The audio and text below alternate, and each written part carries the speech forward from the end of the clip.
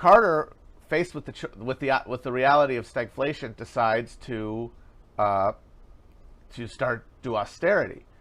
Nixon was faced with that same option in his first term, but he was fully fixated on winning because, as I said, the Democrats are superego, the Republicans are id. Nixon wanted power. First and foremost, everything flowed from that. Carter wanted to think he was a good boy. Carter wanted to be a sanctimonious, good man. He was going to be the good man who redeemed America that had fallen. It was going to be redeemed by him, a person who embodied righteousness. That is not what Nixon was. Nixon thought he knew the future. And the funny thing is Nixon is a guy who anticipates a lot of our current crisis because Nixon saw coming because he presided over the end of Bretton Woods and the beginning of the current floating fiat system with the U.S. dollar as this global reserve currency. He saw the future. He knew this means that America will no longer be the productive powerhouse of the world.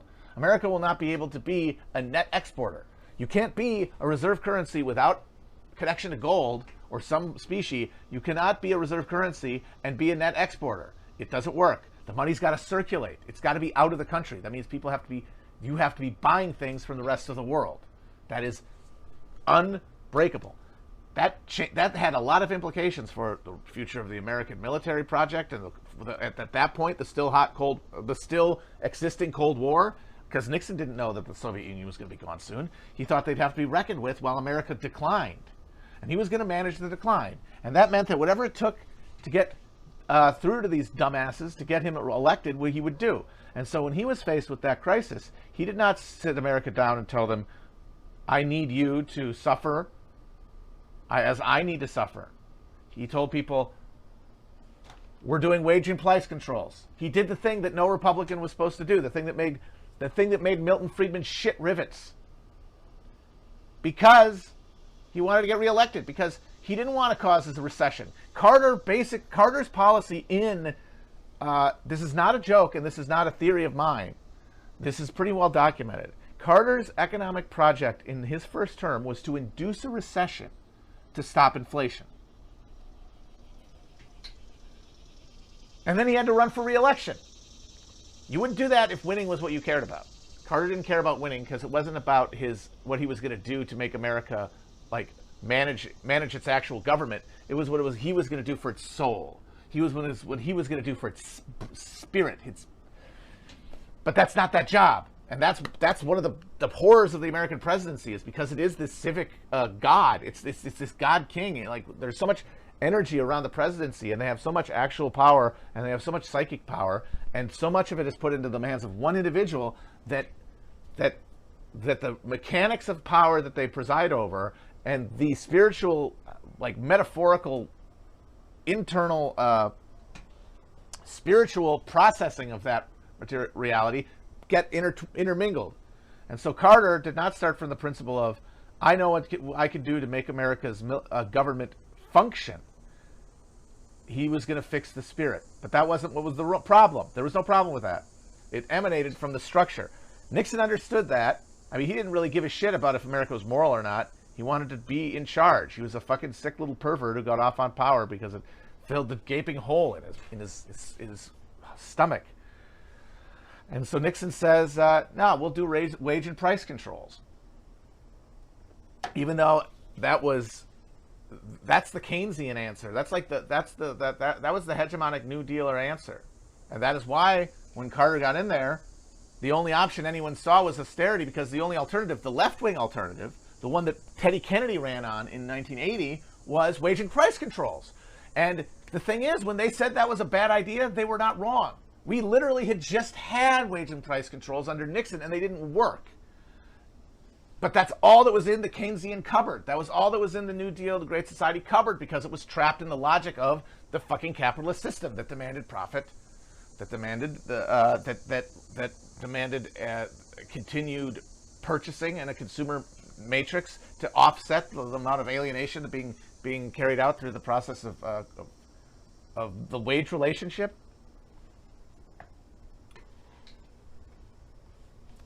In that context, there's two roads. One of them doesn't work, but it could maybe work in the short term to keep your party in power. and the other deals with the actual like political economic malfunction within the system, transfers from the political to the economic, and change it and actually addresses the problem. And that's what they chose. They chose austerity. And the thing is, by addressing the problem in capitalist terms, what's this? Oh, it increases exploitation? Shit, it increases exploitation of third world people by turning them from peasants into wage laborers, which means, yes, standard of living goes up, but so does exploitation and alienation. It does. And you can say it's a trade-off worth making, but it's not one that those people are making by choice. It's not a democratic choice. It is being thrust upon them. They're getting a higher standard of living, and in a lot of cases, barely that, in exchange for giving up control over their environment. But that's their decision. Or hypothetically, you would think, by people who claim otherwise, to believe the idea that we are independent beings who deserve to make a choice in our destiny. But no, that just happens. Because it's invisible, because the market does it. The market draws people through capillary action from the country to the city and turns them into a proletariat. No one's hands are on the trigger. There's no emptying. You're not empty. Like Pol Pot emptied the cities by gunpoint, and that's a horrible thing, and it was. But filling those cities was a horrible thing too. But there was no. You didn't need to put a gun on anybody. And so, in the country, in the U.S., which had been the arsenal of democracy, and then the winner of World War II, and then the sole industrial behemoth of a world coming back into a demand for a civic fucking consumer infrastructure, which we provided. But in so doing, we also had to stand up our former enemies to keep them from being subsumed by the Soviets, which depleted our ability to dominate the export markets, decreasing profits for American industry, and then putting pressure on the Bretton Woods dollar system, which resulted in Nixon taking us off gold, which meant that if we were going to still be the reserve currency, we had to run a massive trade deficit, which we have basically ever since.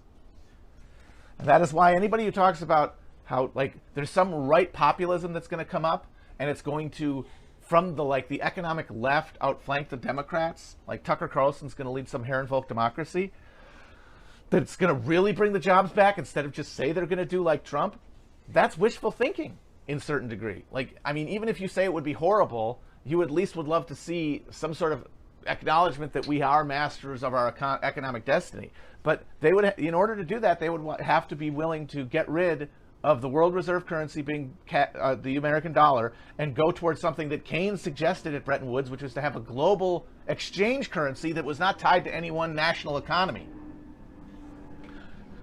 Do you think Tucker Carlson's going to sign up for that globalism? Go out of here.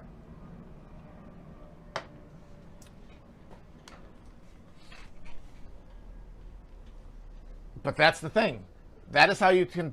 You've got Nixon and Carter, who have basically the same problem in front of them, and what determines their action is which psychological, like what role that they think they're doing.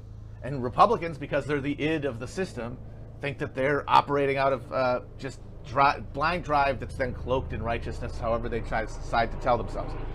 The Democrat thinks of themselves first and foremost as someone who exists to be virtuous, to be outward focusing, even though it's in this context of capitalism where that is rendered a joke by the reality of the brutal oppression and alienation of capitalism and the desacralization of all exchanges and the replacement of them by market relationships, which are inherently sterile and which accumulate towards exploitation.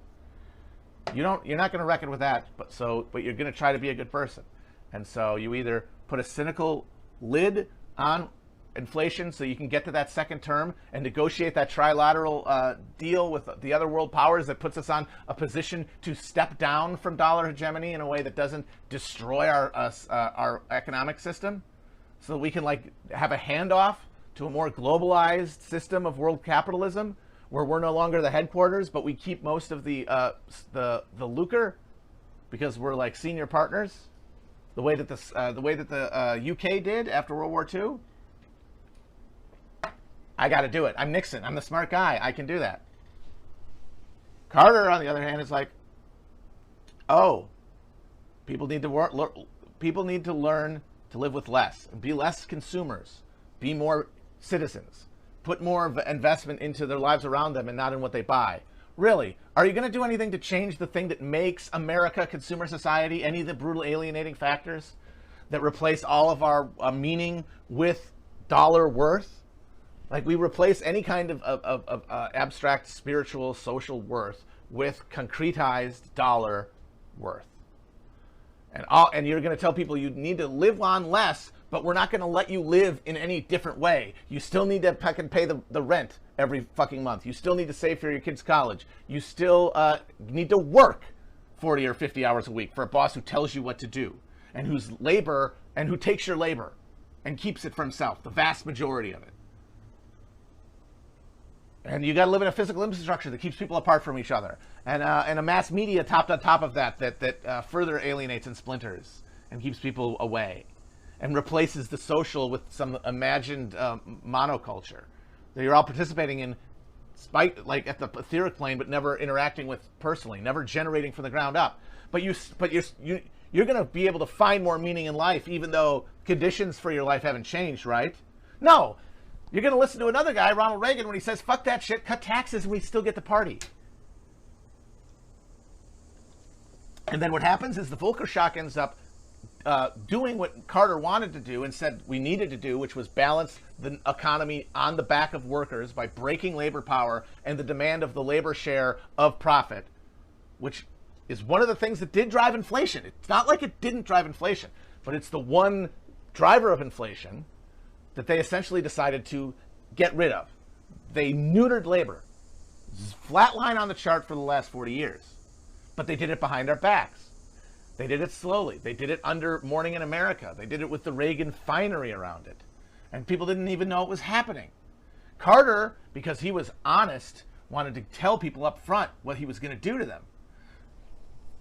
And as long as there's another party that's not bound by your weird kink, your weird subconscious need to be seen by others as virtuous, this part of this party that exists to suppress the urges for the greater good without confronting any of the underlying psychosis that generates that desire, which is the actual reality of capitalism, the unexamined ego. You want people to like be wide awake when they get their medicine. You're going to lose. And then the other party is going to win, which is what they've been doing ever since. It occurs to me that I might have, over the course of my discussions about fascism on here, I might have given short shrift to the argument that we are in a pre-fascist moment, and that fascism is an accurate description of what is to come. And it involves stipulating, as I think, pretty well argued, that we are not in the social conditions for mass fascism to emerge, but that fascism did not really win in the streets anyway. Fascism won through existing political structures. It won by winning elections. It became the largest party in the Reichstag, and at a certain point, the establishment conservatives like Hindenburg and von Papen saw the success of the Nazi Party in mobilizing what existed in the political population, sufficient mass participation to get them to that point. And then they said, these guys are our only hope against the left, and they put them in power thinking they could control them, and they got turned around because of the momentum of like the forces involved and what they had unleashed. And then the argument would be, no, fascism isn't going to win because of street battles, but if the political the political corridor of action in America is so much shrunk compared to the 30s in Europe, which it has been, well, that still exists, and that's still the political territory we have, and that's still the way that like formal power is distributed. So if the people who vote for Republicans, i.e. older white people, like the middle bourgeois, who were the social base of fascism, and then whoever around that, like lumpen proletarians, and and people devoted to a narrow reading of their economic interests. if they go along with the fascist program, then when we do have the authoritarian crackdown, it will have every facet of fascism. Uniforms, weird runes, and ethnic and religious and gender-based cleansing. And I think that that is the only way that I could see any argument made that like we would get fascism through get anything like the original version of fascism in anything like the method that they got it. I would say that is, if it happens, that's the way. And so if that is your premise, I accept it. The problem is, though, is that the majority of people I see making that argument, and the only reason, like I've said, the only reason I think this matters is because it affects strategy. It doesn't matter. It's absolutely academic. It is angels on a pin. That's why people like doing it so much, because it's fun. And also, most of all, it provides a way to separate good people from bad people, because that's what everyone's doing. If you care about fascism enough, you're a good person. If you think it's a bullshit concept, you actually are fash. The same way people who agree with me on this point will go, if you talk about fascism all the time, you're a bad person, and if you don't, you're a good person. That's its main social function right now, is just sorting people online. And whatever comes, it doesn't matter what form it's going to take. If it's just the state collapsing the political space into authoritarian technological control and like a neo-feudalism, it doesn't matter what costume it's wearing. So the only reason this matters is how it relates to strategy. And the people I see talking about fascism as the fixation, as the idea fix, they have essentially the strategy to fight it that the third period Marxists of the Comintern imposed on the German communists, and I'm not going to say imposed, the Germans agreed with it, and they had good reason to, considering what happened in 1918, when it was the SDP that fucking created the Freikorps in the first place. You can see why they didn't trust the socialist left, the social fascists, as they called them. But it was still a failed strategy, by evidence of the fact that between the two parties, they had the ability to win.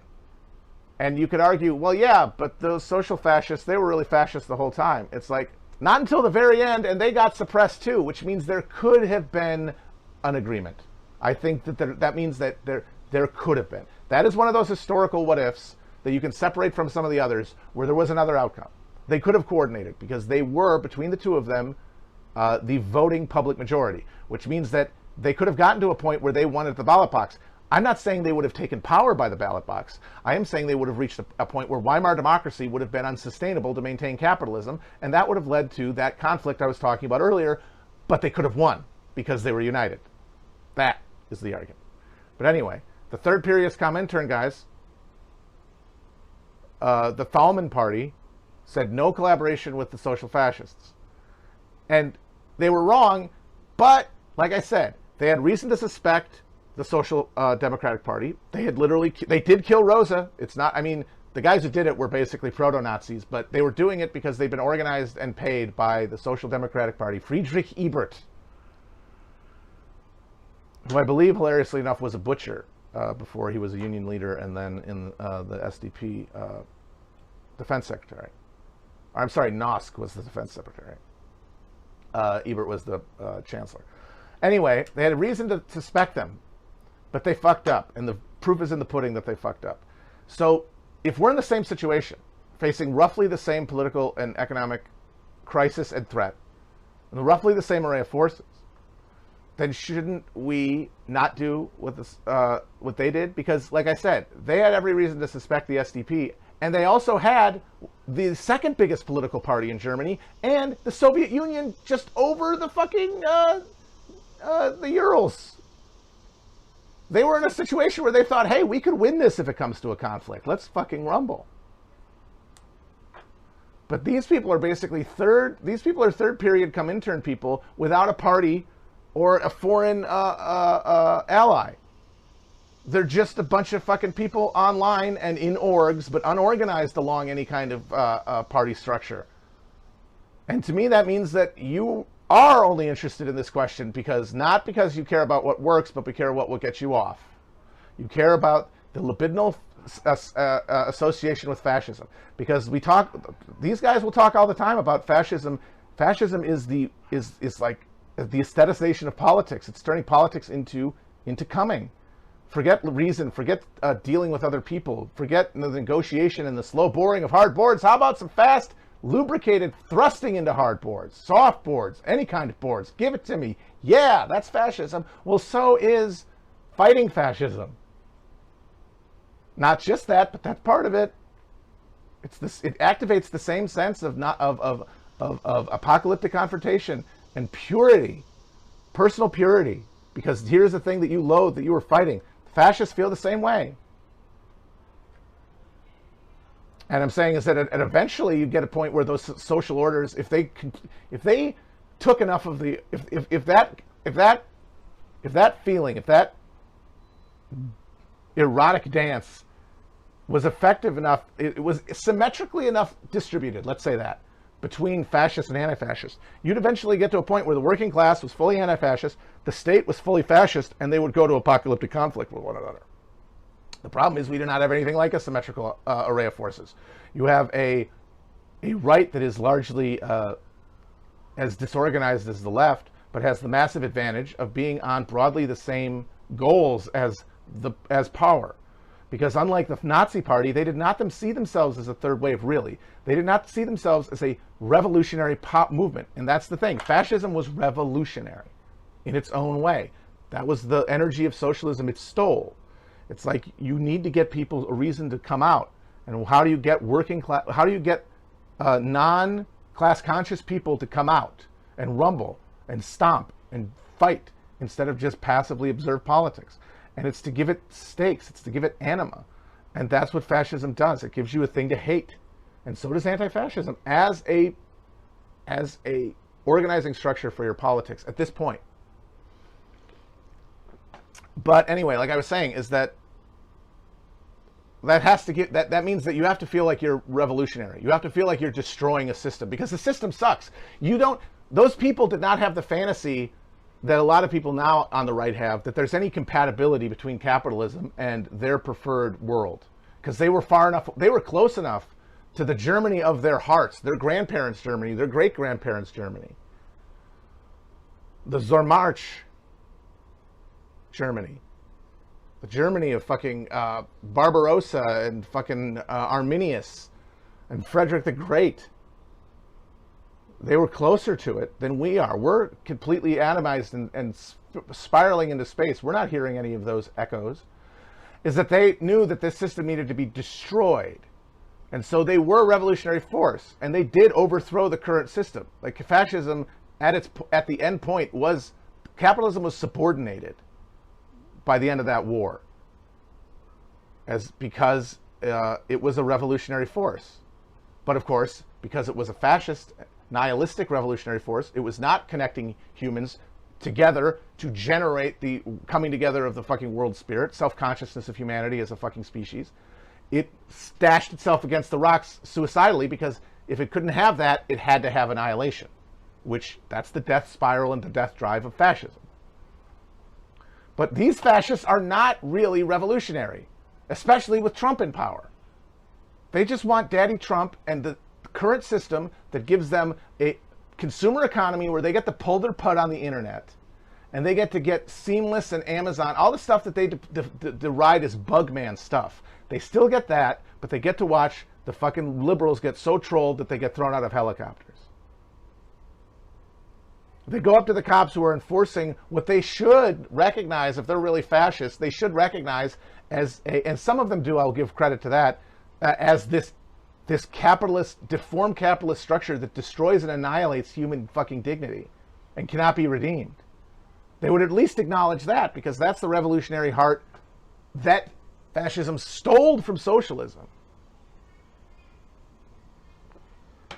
So they're on the side of power, which means that if it ever becomes a conflict, they'll just come together and destroy you. Because there'll be a lot of working class people on that side. There'll be a lot of working class people on that side. If your decision is you scream at people to support Black Lives Matter until they call the cops or join Stormfront, a lot of them are going to join Stormfront, especially if they didn't go to urban like centers of creative economy after going to college, like you probably did. And they're going to be on the wrong side when the conflict comes, instead of on your side, because you did not organize the entire working class against the mechanistic techno structure of capitalism and its attending class allies.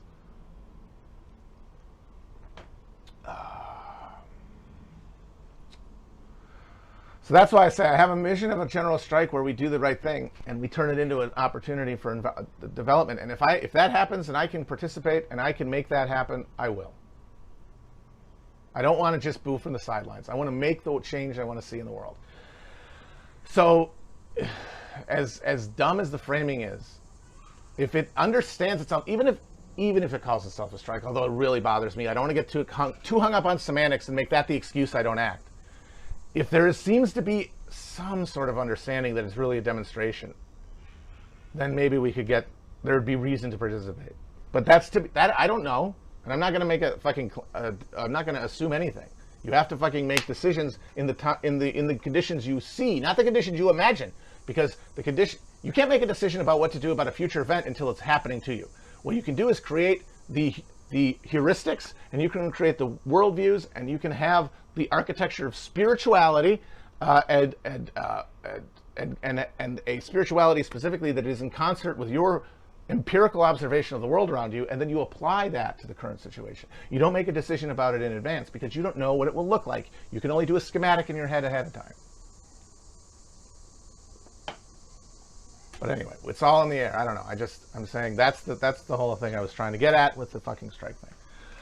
And I want to just say now, this is why I could never be a fucking fascist. This is why the Nazis were annihilated. That's why, even though I will say that it is a revolutionary movement, it is one that is nihilistic and all-consuming. It is a death drive. It is the death drive broken off from everything. It is the seeding of any hope that there can be connections with other people. It is saying there is nothing but the self.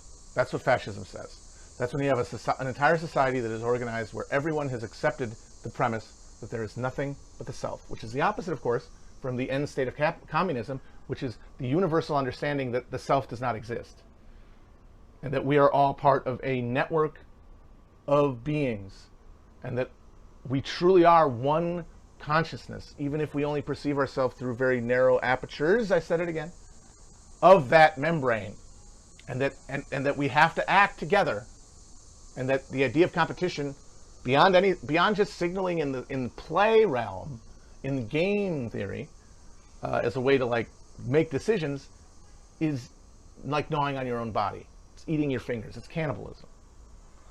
The end state of fascism is, no, there's just you. There's just your consciousness. And then you can try to create a abstractification of a part of humanity, a race, a Volk, a nation, that you can then imagine that you are subordinating to that, your consciousness. It's like, all right, so I need people who can just be me. So they're going to have to look like me, obviously. They're going to have to be white. They're going to have to speak probably the same language, although that's flexible. They definitely need to have exact same sexual weird hang-ups as I do. They need to have a culture arranged around those. They need to be, and then I can feel comfortable. Then I can feel comfortable. I can't be comfortable in a world where I'm at any point at ease with others, because others are separate and therefore dangerous. Others are dangerous. I have to live in a world that is negotiable because I'm not scared. It's trying to abolish fear from the other. And you abolish fear from the other either by embracing the other or by denying it. Embracing it is the human consciousness is coming to terms with that awareness to abolish fear, that kind of fear of the other.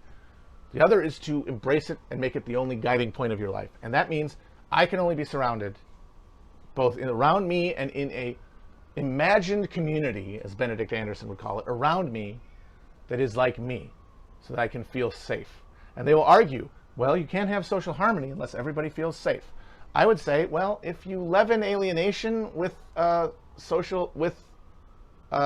if you leaven alienation out of social existence, you don't have to worry as much about fear and anxiety, and so therefore you don't have to do that really, and that process over time leads to the bleeding out of anxiety about otherness, because we know that happens. It's not complete. It's not a complete process, but we know for a fact, you observe it in your life, it exists. It's not all And that's the other thing. You have to have a conspiracy in your head, because what's making this stuff happen? Why is there interracial relationships of any kind? How can people get comfortable enough with other races in order to have any social intercourse? And the answer is, well, there's a cabal, there's Jews, or there's lizard people, whatever cosmology you need an intervening force to make that happen.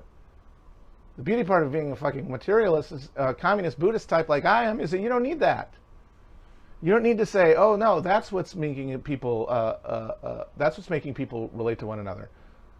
It's because relating to each other is all we do.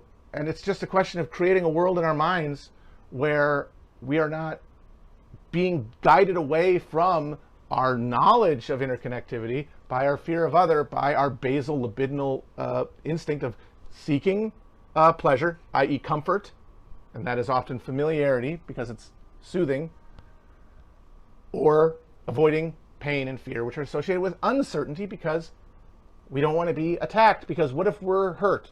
What if we're hurt? What if we're killed? Well, if you really have reduced, not eliminated, you can't do that unless you transcend. So if you like get to just a more elevated point of lowering your a connection to yourself, you also lower that fear left threshold. But the thing about that is it can't be asymmetrical, because if you lower it too far and the world around you is still filled with people like that, you will fucking get owned. That's what the class project is. It's bringing enough people to do things at the same time that you have leavened material alienation at a speed that allows for the accumulation of understanding across difference. The fascists, for many personal traumatic reasons, I mean, most of them were abused in some way by either the internet or their parents. I mean, and the Germans, they're literally an entire country with PTSD, for Christ's sake. They went from being, they had just emerged from the idol of like the early modern romantic period. They were like walking around. There was a whole movement in Germany that people call proto-fascists. So these young people going out and like finding the German spirit out in the countryside, marching around. Within 20 years, or within 5 years, it had been a night. By the end of it, it had been fucking it was like interrupted by World War I.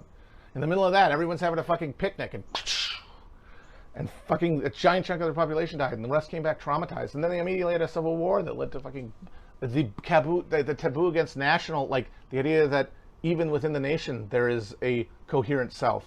No, that was destroyed. Why? The Jews. Why did I do this? Why did we do this to each other, the Jews? That's got to be the answer. It can't be capitalism. It can't be the system that sets up antagonisms in the first place. It can't be the system that drags our spirit out of us and leaves us bereft. And that bereftness driving us towards violent, heedless pursuit of some sort of personal opiate, whatever kind it may be, some sort of surplus of someone else's. And so we fight amongst ourselves for the remnant scraps. Well, above, all is consumed. And then we blame each other for the resulting conflict. Someone's asking about Haiti's very bad situation, which obviously a lot of people have pointed to say, look, this is what happens when you let the fucking proles take over. They can't do it. Being in charge, even if it is not racially mandated or even like morally mandated, is pragmatically mandated by the fact that people on top have the understanding of the mechanisms of power sufficient to master their environment, and that it's not, that it doesn't even have to be a moral question. You can't even say it's because they're better people, they're more refined. That might be the justification you use. The practical matter is that they built the machine they know how it runs. And if the people who are outside of it, and by definition, because they're outside of it, they have not been really initiated into it. The people really initiated to it are always going to be a very small sliver of any effective, and I mean, you'll get a little bit of the middle class, but if they're the vanguard, if they take over, then they will reproduce the exploitative relationship because they have to stay on top. Until you equalize labor, you cannot get rid of hierarchy and the separation of classes. So they say that, and that's the evidence, and that's why you can't, and that's why revolution is never to be sought, and it must always be avoided. But the answer is Haiti was, and the true, and I would say that the case in almost every example that is used in this way is that every the reason that the record of revolutionary governments is poor in general, in terms of like quality of life and stuff, and political freedom, which is a thing. I'm sorry, I know people have to jerk off to the idea of gulags, but you do need to have some fucking freedom of expression culturally. You do have to have, like the jackboots are bad, whoever is wearing them, because they're bad for your social structure. They turn everyone into cynics. They make it impossible for anyone to really believe in the project. And people have to believe in the project, or else it's just a skeleton of oppression that might not be capitalist, but is still cannot overcome capitalism. All of them had to be destroyed. All of them had to be strangled in their crib. And the ones that couldn't be had to be, at every moment that there existed, opposed by capital. And that pressure deformed them. And in the case of Haiti, it's not just that they were immediately ostracized and, in fact, de facto embargoed by the United States, which didn't recognize Haiti as an independent country until the Civil War. That'd be one thing. The fucking French extracted billions and billions of dollars over the decades in compensation for the property that they lost in the revolution. That is an incomplete revolution by definition, as all of them have been. And that is why the moment, the real spindle point, the turning wheel of the fucking Dark Tower, the level of the Dark Tower we're on, the floor that we're on of the Dark Tower, the one where our fate is sealed, maybe, is 1918 to 1922.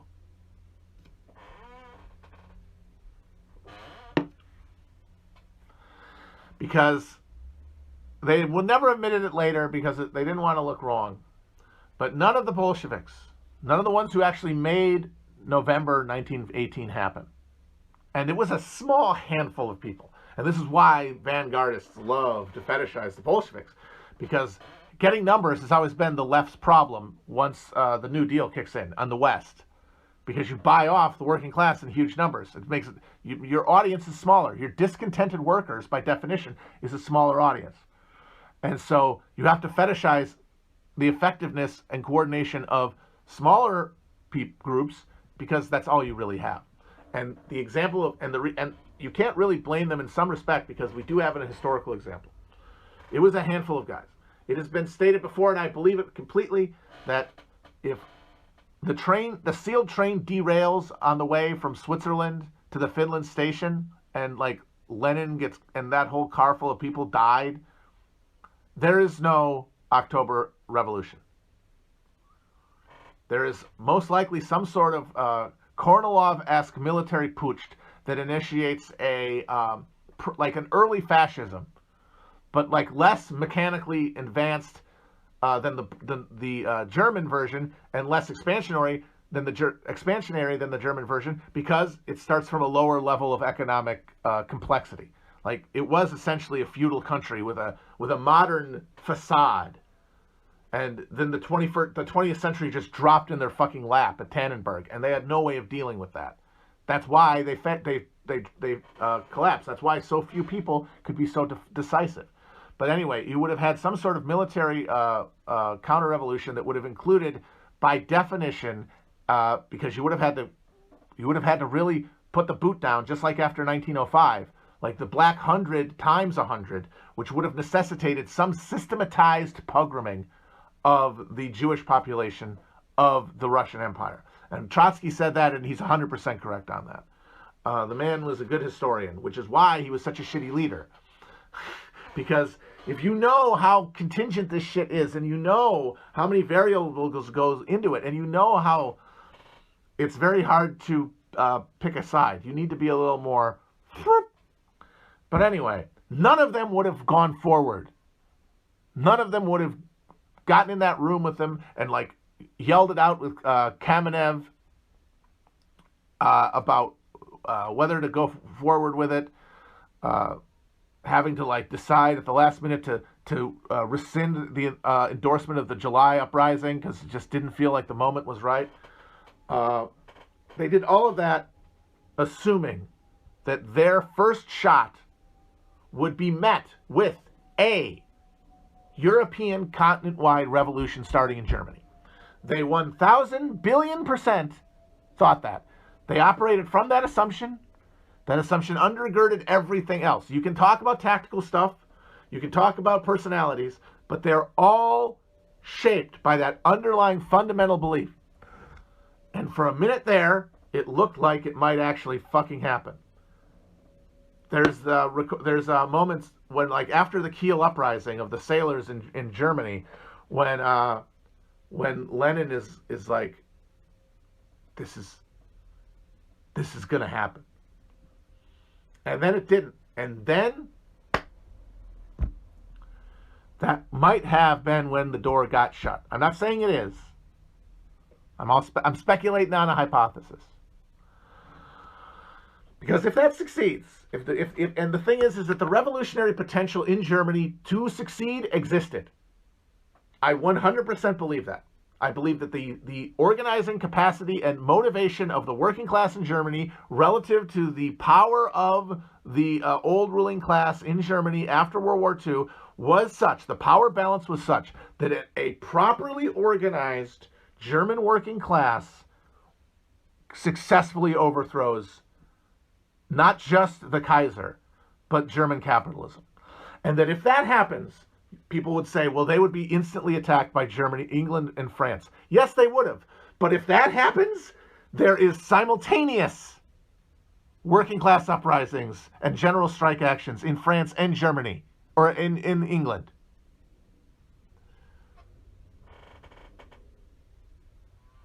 And it didn't happen. There's a million reasons, and you could, if you got enough of them, you might find the dark beating heart of history, which is that everything is fully predetermined and that nothing has any alternative, that we live in a world that is fixed on its rails, and that only the illusion of projecting forward and the fantasy of looking backward through the glass darkly both ways gives us any delusion that we have any kind of alternative. But of course, we don't know that.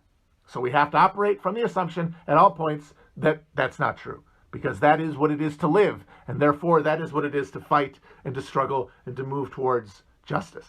And the 14th Amendment empowered the Union forces in the South by disqualifying many Confederate veterans from service. It finally compelled a civic equality in elections, but it left a lot of things to the courts. And of course, most of those provisions would end up doing much more to help corporations than former slaves. The 14th Amendment, once it starts getting interpreted by Gilded Age courts after the social tide has fallen back and we're stuck in this moment of like corporate power building and corporate assimilation of all levels of state power, they're all of a sudden deciding that these provisions, which were about freed slaves, actually refer to fucking companies and corporate ventures, because that's where the power was. It's not because that was the correct interpretation. It's not because that's what the text said or any fair interpretation of the text said. It's what power said at the time. So Johnson, who could have let this shit go by, decides to veto the Civil Rights Bill. And not only that, he goes on a tour of the North to try to whip up support in cities. Very Trumpian. Like, he was a Trump figure. Like, there's a few presidents who fit a general mold of bitter resentment, paranoia, hostility to the press and the political system in general. But in other respects, they're different. I would say Johnson, Nixon, and Trump are all in that mold. The difference being that Johnson and Nixon had genuinely felt and deserved and earned senses of grievance and resentment to powers that be.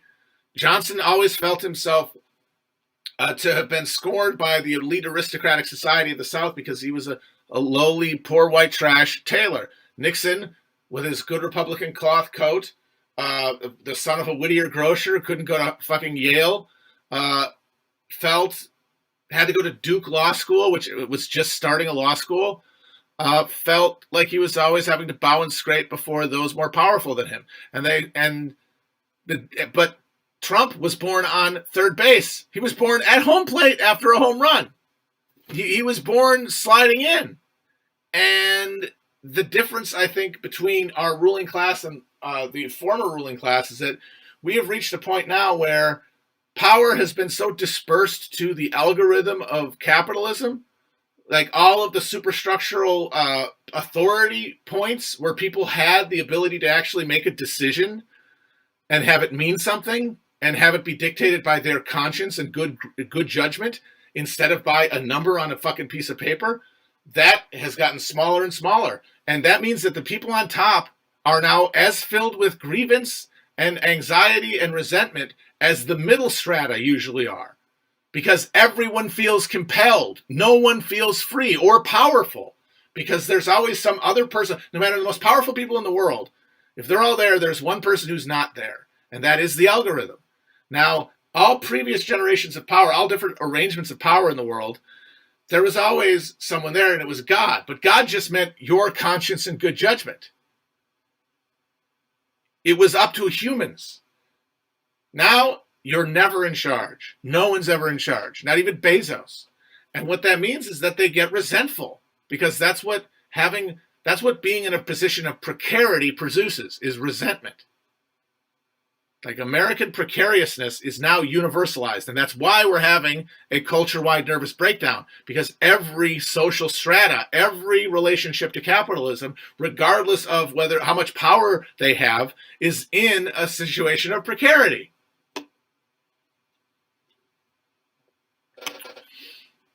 So when Johnson tours the North, he gets some good receptions in some places, he gets some bad receptions in others, and he gets booed and heckled. And he just whined the whole time about how bad everyone was treating him. He said at one speech, "I have been traduced. I have been slandered. I have been maligned. I have been called Judas Iscariot. Who has been my Christ that I have played the Judas with? Thad Stevens? Very unfair to me. Bad Thad Stevens? Very unfair." And this doesn't help his case. He's very horrifyingly racist, and more than anything, he just tells everybody, hey, you know that war we just fought that all your sons and brothers died in? It really didn't mean anything. And voters are like, you know what? It actually did mean something. And so when Johnson tries to form a national union party where he would presumably use that to create a third way, like a center of like dissident right-wing Republicans, to then later add on to the Democratic nomination that he would then take to get reelected. It was so filled with copperheads and Confederate sympathizers from the North who had spent the war being a fifth column that it alienated basically every Republican. They could say, look, there is no good... there's no way that anybody who fought for the Union could support this party. You're saying that everyone died for nothing. Sorry. So he ran an explicitly racial campaign against black rights, and he got his ass kicked. This is that election that brought the radical Republicans to power, where they could override his vetoes. And the fact that there was a bunch of violence in the South was not helping things. The fact that there were riots in Memphis and New Orleans, and violence against blacks that was left with impunity, it did piss off Northerners. There was a desire to reorder Southern society. There was a desire to make something meaningful out of the war, and not to allow the planter motherfuckers who had started the war to be put back in power. If it might have been resentment, but it was resentment with good intentions.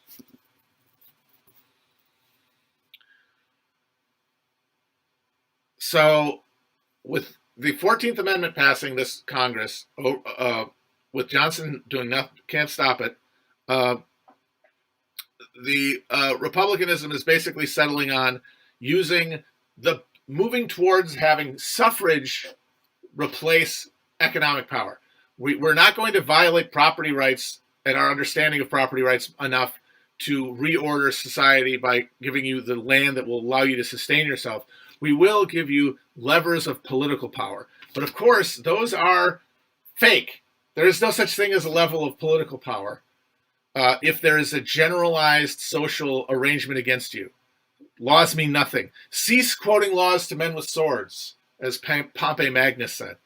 And that reality, sadly, would assert itself over the course of Reconstruction and prove that it was, in my view, the failure to redistribute land that was the single greatest catastrophe of the Reconstruction era, and the thing that made all the worst results of Reconstruction possible. I don't think you get slavery solved. I don't think you get racism solved magically by that happening. But I do think that racial rapprochement in the South is accelerated significantly. You see a much earlier emergence of a potential multiracial working class working collaboratively on the class lines. And as I've said, we've already talked about all the little roots and tendrils of redistribution that were working their way into the soil when fucking Johnson came along and uprooted them. And that if you have a different president, an Abraham Lincoln or a Benjamin Butler, who maybe nurtures those roots instead of uproots them, maybe the fact that inevitably the North was going to lose interest and lose desire to spend money on Southern occupation would have still happened, but in a context where landed black freedmen are able to create networks of political power that make it so that they can fend for themselves. That's the good outcome that could have happened. It's not some magical pill that ends slavery. It is independent political power for blacks in the South that doesn't depend on the Freedmen's Bureau and the fucking 7th Cavalry. And the only way that would have happened is with land redistribution, which Thaddeus Stevens, God bless him, understood, even though the rest of them, for reasons of ignorance and ill intention, refused to understand. And they said, why can't more people be like John Brown? I don't think John Brown was a maniac. I do not think that he was insane. I think that's Dunning School propaganda. I think that he was certainly a fanatic, but a fanatic for the right cause is one of the most noble people that we can conceive of, and one of the most necessary for any justice to ever occur on this fucking planet. But he was also wildly and stridently religiously pious. He was a deeply, deeply religious person in a way that they don't really make anymore. All these fucking Christians in this country don't really believe in God. They have completely de-spiritualized Christianity. That's why American Protestantism isn't Christianity at all, because at a certain point it becomes the attempt to create heaven on earth becomes literal, and you are now just trying to experience the pleasures of eternity on this plane. It's pure. It's disgusting. But so even those people, the people who call themselves very religious and go to church all the time, they don't really believe. They don't have the fire of God within them. Certainly not enough to do a thing like go to a fucking armory and steal a bunch of guns and try to go to war with the entire United States government to end slavery. A thing which if every white person in the North who didn't want slavery had done, they might have actually accomplished it. Because so few are touched with that sort of holy fire. It doesn't have to be Christian, obviously, but there has to be some sort of belief system, some sort of transcendent belief system undergirding your convictions for it to be ever possible for your performance of those beliefs to have full force behind them, the way a guy like John Brown had. Full commitment. And maybe his commitment is scary, and it is. But it's because his faith is scary to us, because it's not something we recognize. It's not a way of seeing and feeling and thinking that we can see ourselves in.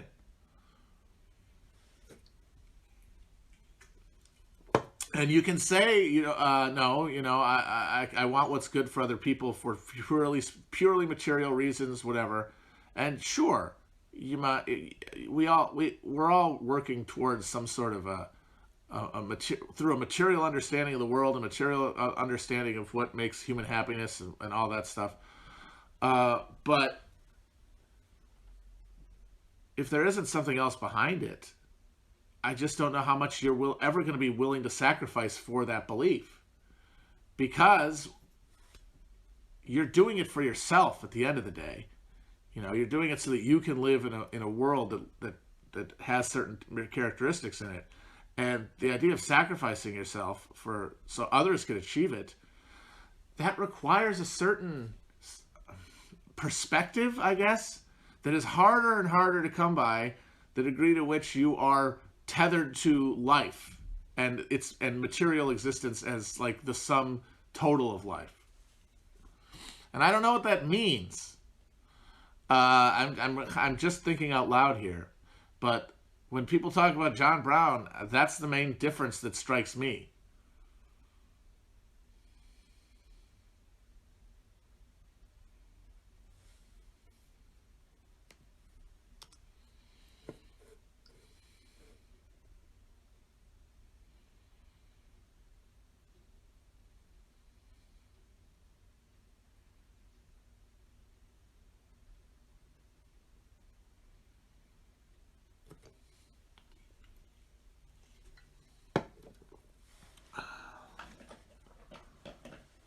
John Brown had guerrilla mindset. Well, that's 100% true.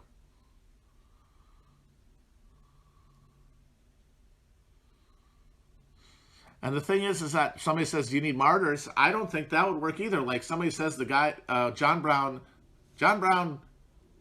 helped cause the Civil War. There's no question about that.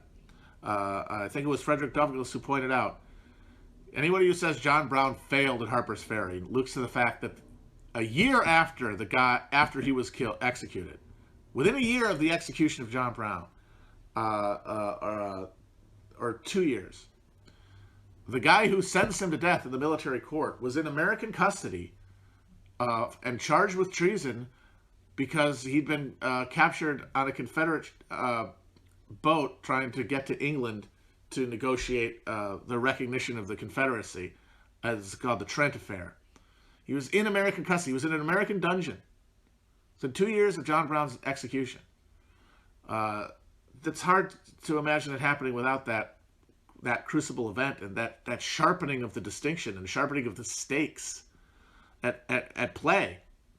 We've had people like that now in this moment. There's the guy who tried to attack that ICE facility, right? They got shot. There's the guy. There have been a number of people who've set themselves on fire. A couple of Uber drivers here in New York, at least a couple here. There's a guy who set himself on fire at Prospect Park to protest global warming.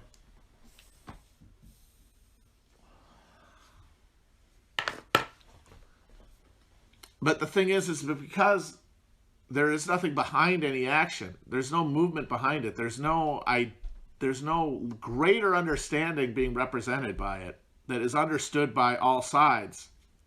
It can't have any real power. The reason that that Harper's Ferry struck such a thunderbolt in the South was because of how many Northerners they knew agreed with John Brown.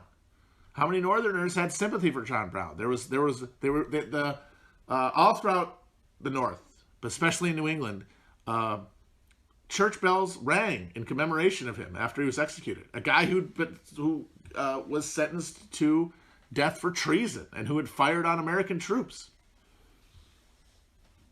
And they knew that the stakes were real and that they needed to break off from the United States as quickly as possible so that they could prevent the slow and steady usurpation of slavery by those people, which they knew was inevitable now. I would like to read something that one of my favorite people in American history, Eugene Debs, wrote in the socialist newspaper Appeal to Reason in 1907 about John Brown and the need for the spirit of John Brown to return. And I want to say before that I read this, that when I say if we need like John Brown as an example, as I've talked about, I do not mean any of the violence they carried out, which is what people like. Let's be real. People like John Brown because he cut the heads off of slavers, and they think of John Brown and they imagine themselves like beheading a Proud Boy, and they feel like this violent fantasy that they have is virtuous. That's what it is, and I'm not talking about that. Like, I think anybody who's observed America knows that like any kind of exemplary violence is not going to motivate any sort of titanic conflict. It's only going to be absorbed as entertainment and as content, the way that everything else is. So, I'm not talking about violence. I'm talking about a spirit of commitment.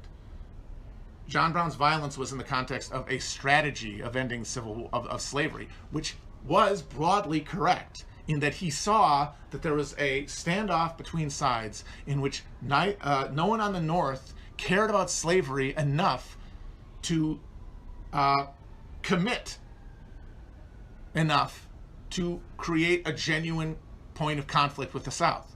The South was pretty confident up until leaving Kansas that they would just eventually take over the government. They were on, because there was an asymmetry of interests. In the South, you had an entire an entire ruling class devoted to slavery at a fundamental level. A culture, wealth, everything was about slavery, and a white society that was all built around slavery, in the lowlands anyway. Surprisingly, in the hills where there weren't plantations, there was a lot less slavery, and weirdly, a lot less support for the Confederacy during the war. And for some reason, I don't know what it is. But in the North, like I said, it was largely, I just don't want slaves competing with me for labor. You had some abolitionists, those Whigs I was talking about, and people who were too hardcore for the Whigs, like the Liberty Party people and the Free Soilers, who said, no, fuck you, let's end this thing. But they were always considered annoying. Like, Northern Democrats hated abolitionists because they thought they were going to create a war that they didn't want to fight because they didn't care about slavery. But as the question of expansion became more central, and the investment of the South in expanding slavery, and therefore expanding their control over government, became more powerful, that changed the math in the North, but not enough to make anyone cross the fucking boundary. Because at the end of the day, it was abstract to people. It was not abstract to John Brown or the people who rode with him. It obviously wasn't abstract to black people either, but they had very limited power to influence white people's decision making. John Brown could go to Kansas and do violence that broke away from the stalemate, that galvanized the Free Soil factions in Kansas, who at that point had basically been backing down to the ruffians at every point, and made them fight. And the fight made everyone realize that what they were willing to do, and brought about the conflict. There's nothing like that in the current moment. There's no violence you could commit that would have that result. All violence would be absorbed. Fucking Stephen Paddock shot 70 fucking people to death from the top of a building, and it was the 5th biggest story of the month. There's no amount of violence you can do that will have any effect. Not even, it'll be negative effect. I'm not even going to say don't do it. I mean, yeah, if you kill people, that's bad probably. I mean, they probably didn't have it coming, especially if it's just because they have the wrong opinions about something. But my God, which is what it would really be. You're not going to go and fight real power. You're going to find somebody who said something you don't like on Twitter and shoot them or something like that, because that's what really matters to people. That's what they really care about. What I mean is that spirit of non-abstract commitment as a life. And like I have said, I am not that person. I mean, I would like to be, and maybe someday I will find a situation where I am like able to believe enough that the thing I could do in front of me would mean something, meaning that would justify any sacrifice. But I think that spirit is necessary, and I think that it's going to be. I mean, I don't think it's not going to happen. I don't think it doesn't occur. I don't think it's not out there everywhere in the hearts of millions of people.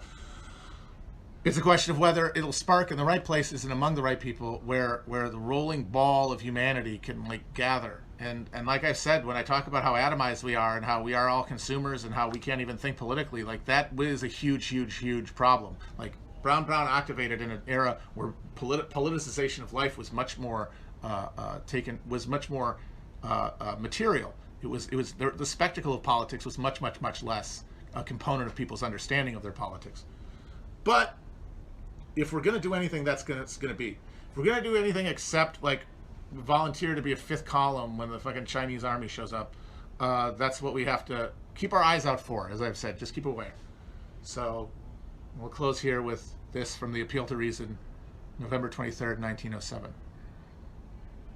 The most picturesque character, the bravest man, and most self-sacrificing soul in American history was hanged at Charleston, Virginia, December 2nd, 1859.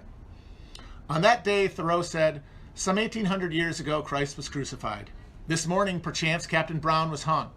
These are the two ends of a chain which is not without its links. He is not Old Brown any longer. He is an angel of light. I foresee the time when the painter will paint that scene, no longer going to Rome for a subject. The poet will sing it, the historian record it, and with the landing of the Pilgrims and the Declaration of Independence, it will be the ornament of some future national gallery, when at least the present form of slavery shall be no more here. We shall then be at liberty to weep for Captain Brown." Few people dared on that fateful day to breathe a sympathetic word for the grizzled old agitator.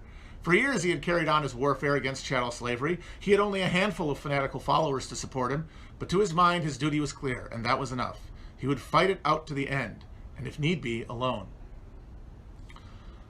Old John Brown set an example of moral courage and of single-hearted devotion to an ideal for all men and for all ages. With every drop of his honest blood, he hated slavery, and in his early manhood, he resolved to lay his life on freedom's altar in wiping out that insufferable affliction. He never faltered. So godlike was his unconquerable soul that he dared to face the world alone. How perfectly sublime. He did not reckon that overwhelming numbers against him, nor the paltry few that were on his side. This grosser aspect of the issue found no lodgment in his mind or heart. He was right, and Jehovah was with him. His was not to reckon consequences, but to strike the immortal blow, and to step from the gallows to the throne of God. Not for earthly glory did John Brown wage his holy warfare, not for any recognition or reward the people had it in their power to bestow. His great heart was set upon a higher goal, animated by a loftier ambition. His grand soul was illuminated by a sublimer ideal. A race of human beings, lowly and despised, were in chains, and this festering crime was eating out the heart of civilization. In the presence of this awful plague, logic was silent, reason dumb, pity dead. The wrath of retributive justice, long asleep, awakened at last and hurled its lurid bolt. Old John Brown struck the blow, and the storm broke. That hour, chattel slavery was dead. In the first frightful convulsion, the slave power seized the grand old liberator by the throat, put him in irons, and threw him into a dungeon to await execution. Alas, it was too late. His work was done. All Virginia could do was to furnish the crown for his martyrdom. Victor Hugo exclaimed in a burst of reverential passion, "John Brown is grander than George Washington." History may be searched in vain for an example of noble heroism and sublime self-sacrifice equal to that of old John Brown. From the beginning of his career to its close, he had but one ideal, and that was to destroy chattel slavery. And in that cause, he sealed his devotion with his noble blood. Realizing that his work was done, he passed serenely, almost with joy, from the scenes of man. His calmness upon the gallows was awe-inspiring, his exhalation supreme. Old John Brown is not dead. His soul still marches on, and each passing year weaves new garlands for his brow and adds fresh luster to his deathless glory. Who shall be the John Brown of wage slavery? I would just like to note also, John Brown was not, he was not a middle-class Whig. He was a broke stockman and farmer. He did not learn the wrongness of slavery in the parlors of good society. He learned it in his heart. And that's where everything has to come from. If it comes from a desire to be perceived as good, if it comes from a desire to justify one's social position and purge oneself of the guilt associated with the exploitation inherent in their position, it can go to no good. All right, guys. Bye-bye. No, there was never a funnier day than that. Never a more unalloyedly funny day of this whole thing than that.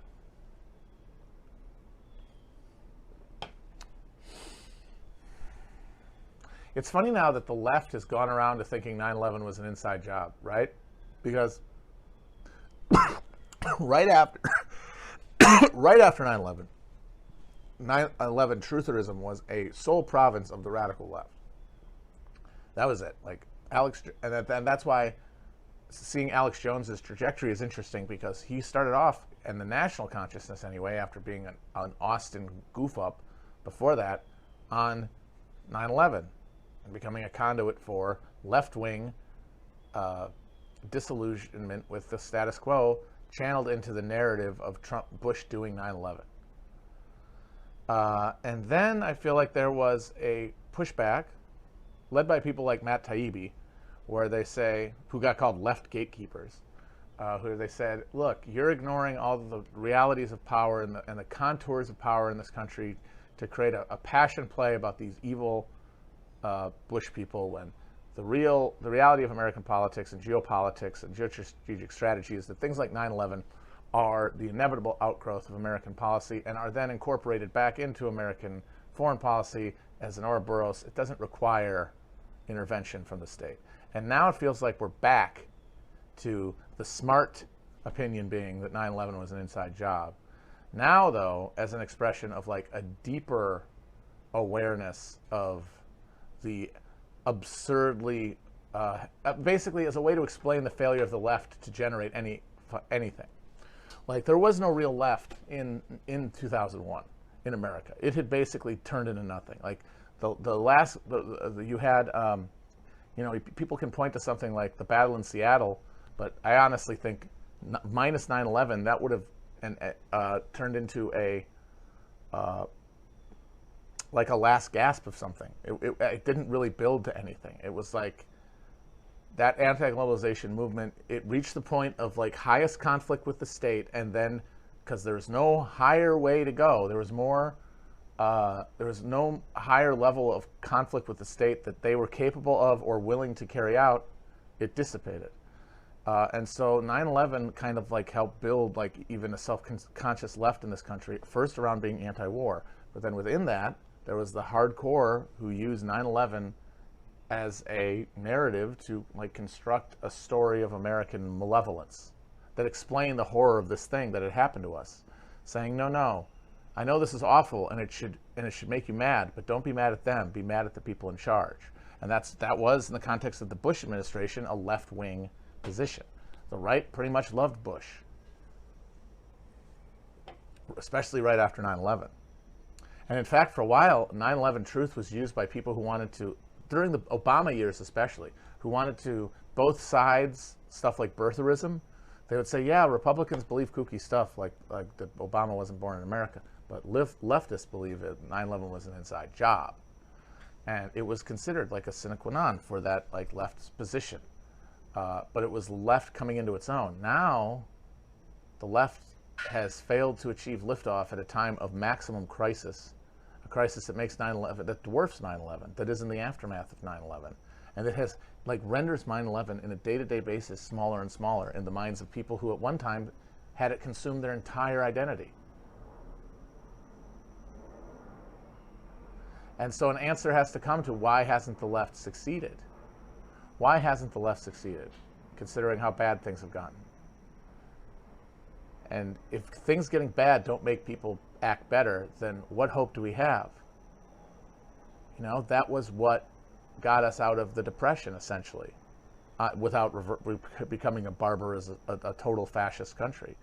Was the effort of people who experienced the Great Depression and wanted to take control of their economic destinies, and funneled that into things like sit-down strikes, wildcat strikes, massive labor organizing of the UAW and the CIO, the radical CIO, communist movement, the Communist Party, which was at its zenith of influence and membership, organizing and creating locus of radical power within every node of government, up to and including the Democratic Party. And now we're in a similar crisis, or the beginnings of one, and there's nothing even on the horizon of even the ghost of those ideas. And I think people have a desire to want to explain that. And I think the idea of inside jobbery, now of being persuasive as a thing that could happen hypothetically, a thing that could realistically happen in this country, like a cadre of people within the government carrying off a massive attack on its own citizens, staging elements of it, and in order to carry out this agenda in the Middle East. If you think it's possible to do that, then the failure of the left to make any kind of inroads makes sense. It's explained within the greater umbrella of that meta explanation. Now, this is not me saying one way or the other whether I believe anything about 9/11. I don't really know. I'm agnostic about it, like I am with the Kennedy assassination. But I just think that the reason that I have noticed anyway, and people could say I'm wrong about this, I feel like there's been a kind of a shift towards more credulity towards trutherism than used to be considered on the left. And I think it's because it's not necessarily any evidence, because the evidence has always really been there. And I think some of it is very brow-raising and incredibly persuasive. Not stuff like Tower 7, that doesn't get me, but the connections between Saudi Arabia and the hijackers, stuff like that. And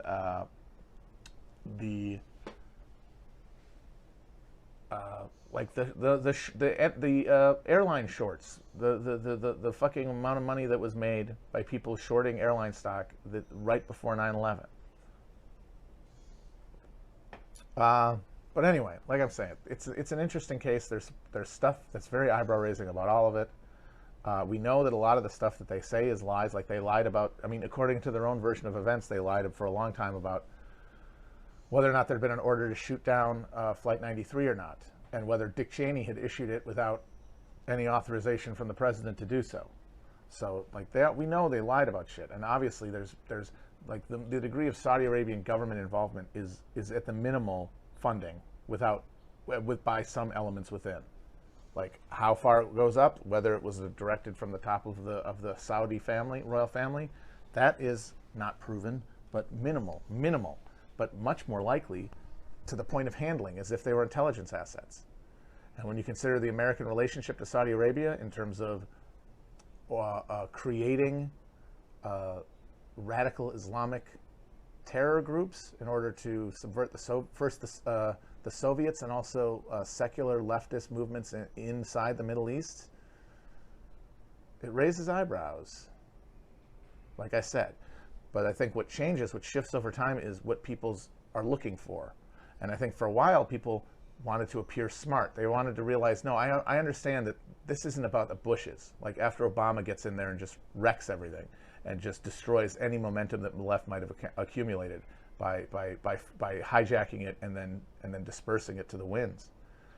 They're like, no, the system, it's bigger than Bush. And since it's bigger than Bush, he couldn't have been the guy who did 9/11. Like he's just another errand boy for this systematic despoilation of the planet. But now, this farther into the shit, and now with another crisis looming, I think people need an explanation for, well, why, if we see this every day, why is nothing being done about it? Why are we not getting farther? Why are we not doing better?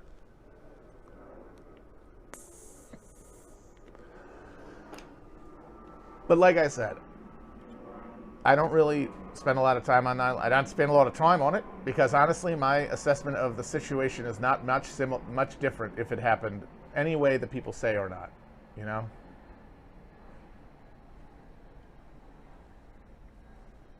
I guess I do resist the idea that Bush was like, we're doing 9/11. I guess I always am resistant to that level of conspiracy conception.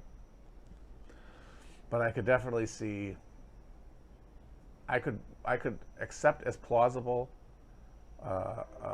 any number of things, from it being allowed to go forward after being discovered by the government, to government making another step towards like paving the way and allowing it to go at the operational level as part of a broader strategy. But it doesn't really change the way mustard tastes either way. We still know who our enemies are, and we still know what mechanisms they use to control and maintain this illusion of consent.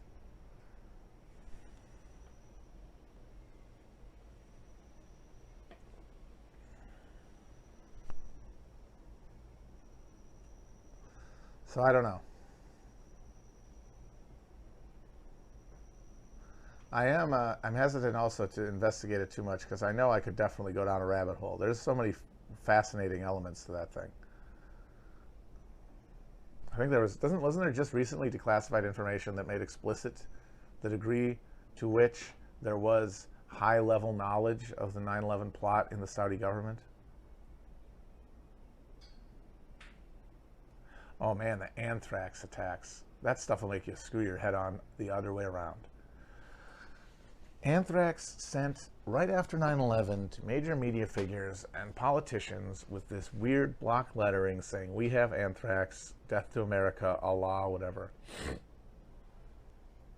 And it's discovered that the anthrax was 100% milled in a U.S. government biological weapons facility, specifically the one at Fort Detrick, Maryland, which is the headquarters of America's Chemical and Biological Warfare Division. It's the Unit 731 for the contemporary America. And they never fucking found who did it. They accused a number of people. One guy, they eventually kind of had to half admit that they'd pulled a Richard Jewell. But the other guy that they accused last, he kills himself, and then they essentially close the case. They go, well, this guy probably did it. But at the same time, you're like, okay, the U.S. government used U.S. government anthrax to make that looks like Muslims did it. Why would they do that? Exactly. I don't understand it. It doesn't even make sense at its own terms. They couldn't find some anthrax that couldn't be directly traced back to the U.S. government?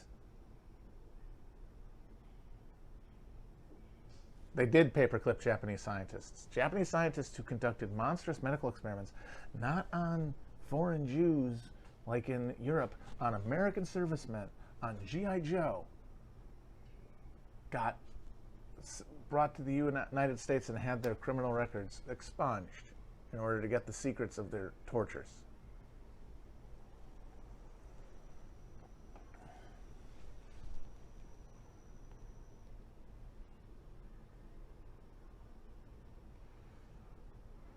But I have no idea about any of